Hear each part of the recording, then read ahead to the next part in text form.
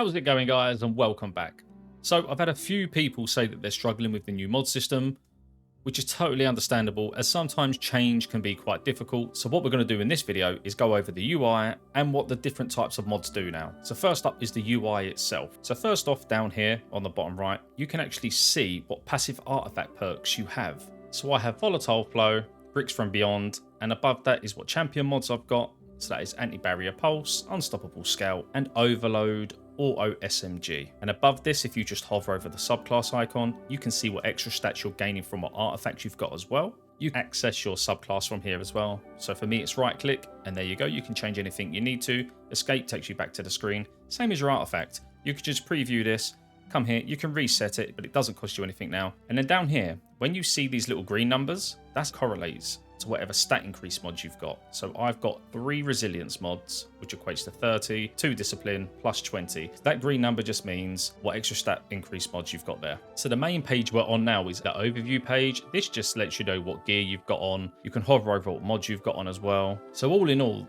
I actually really love this overview screen because it just gives you everything you need to know all on one page. So next is the mods themselves and the gear that it correlates to.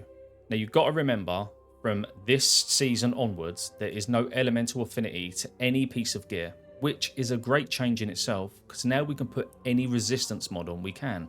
If the burn in your legendary lost sector is void, that's fine. I can put a void mod on. If it's solar, I can just swap that out and put a solar mod on. It doesn't matter.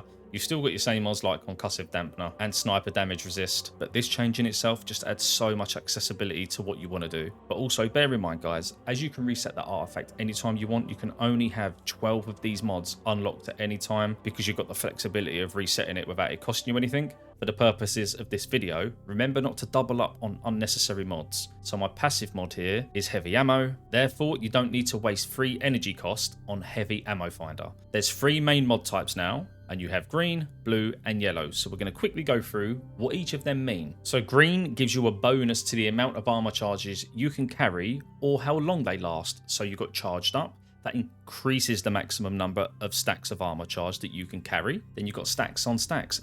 Picking up an orb of power grants you 1 additional stack of armor charge. So remember, green will always give you a bonus to your armor charge in one way or another, either how long it lasts or how many you can carry. Like time dilation, your decaying armor charge has a longer duration. Then we move on to blues. Now blues give you a bonus. So they give you a benefit and they decay slowly over time. So if you have Font of Restoration, for example, you gain a bonus to recovery while you have any armor charge. Your armor charge now decays over time. So as long as you've got armor charges, you will have a bonus to your recovery. As long as you've got armor charges, your void weapons will gain a small bonus to damage. You gain a bonus to resilience. And then we've got the yellow ones. Now, these will actually grant an instant benefit, but they will use the stack straight away.